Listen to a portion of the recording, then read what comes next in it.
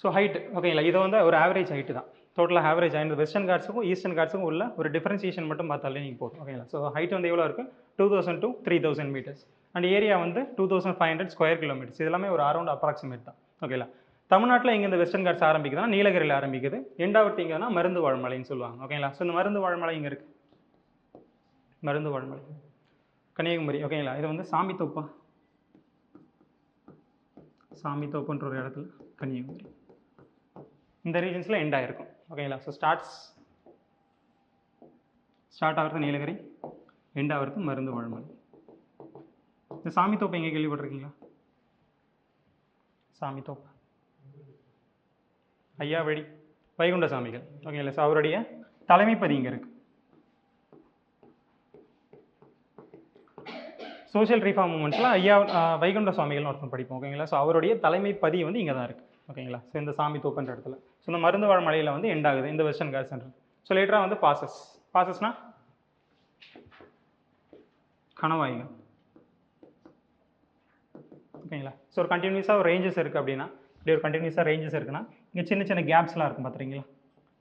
இங்கே தான் வந்து ட்ரேடிங் மக்கள் போகிறதும் வரதும் சரி, இந்த ரிவர்ஸ்லாம் வந்து கன்ஜாயின் பண்ணி போகிறதும் சரி, எல்லாமே இந்த சின்ன சின்ன பாசஸ் மூலயமா முன்னாடி சொல்லியிருப்பேன். ஓகேங்களா, ஸோ என்னென்ன பாசஸ் இருக்குன்னு ஜென்ரலாக பார்த்துக்கோம்.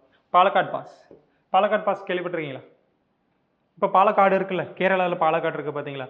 உதாரணத்துக்கு இப்போ கோயம்புத்தூர் இருக்கிற கிளைமேட்டுக்கும் நம்ம ஊரில் இந்த மற்ற ஜென்ரல் இருக்கிற கிளைமேட்டுக்கும் ஒரு வித்தியாசம் இருக்கா? எப்பவுமே கோயம்புத்தூரில் இருக்கிறது வந்து கொஞ்சம் கூலிங்காக இருக்கிற பிளேஸ்னு சொல்லுவாங்க, தெரியுமா? அது ஏன் காரணம் தெரியுமா?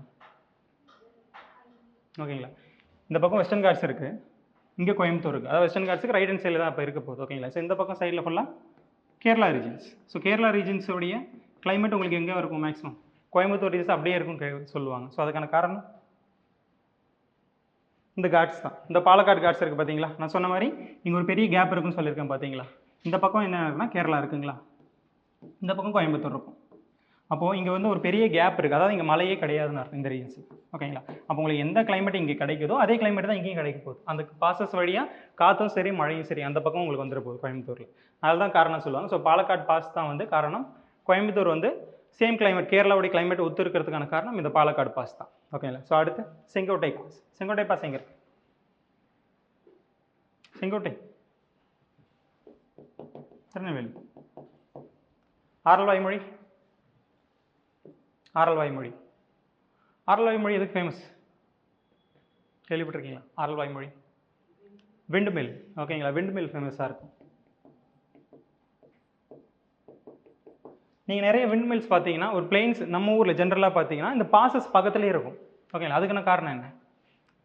இந்த பாசஸ் பக்கத்துலேயே தான் எல்லாம் விண்ட் மில்லும் கட்டி வச்சுருப்பாங்க. அதுக்கான காரணம் ஆரல்வாய்மொழி எங்கே இருக்குது? அங்கே மட்டும் தான் காற்றடிக்குமா? பாசஸ் இருந்துச்சுன்னா மவுண்டன் இருந்துச்சுன்னா மட்டும் தான் காற்றடிக்குமா? ஓகேங்களா, ஸோ ஆரல்வாய்மொழி எந்த மாவட்டம்?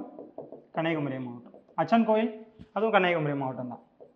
ஓகேங்களா, ஸோ விண்ட் மில் இருக்கான காரணம் இந்த பாசஸ் பக்கத்தில் இருக்கான காரணம். சரி, நான் பாசஸ்னால் ஜென்ரலாக என்ன சொல்லியிருக்கேன்?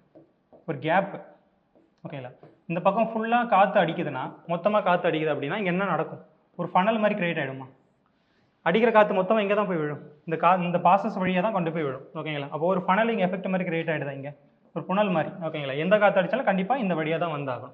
அதனால தான் மேக்ஸிமம் உங்களுக்கு விண்டு மில் எங்கே அதிகமாக இருக்கும்? நம்ம ஊரில் எங்கே இருக்குன்னா பாசஸ் பக்கத்துலேயே தான் இருக்கும். அந்த ஆரல்வாய்மொழி, இந்த அச்சன் கோவில், இந்த செங்கோட்டை கணவா, இந்த சைடில் எல்லாமே என்ன இருக்கும்? இந்த விண்டு மில்ஸ் வந்து மேக்ஸிமம் ஜென்ரேஷன்ஸ் இருக்கும். ஓகேங்களா, ஸோ காரணம் இது அந்த காட்ஸ் இருக்குது, இந்த பாசஸ் இருக்கிறதால விண்டு மில் நமக்கு அங்கே இருக்குது. ஓகேங்களா.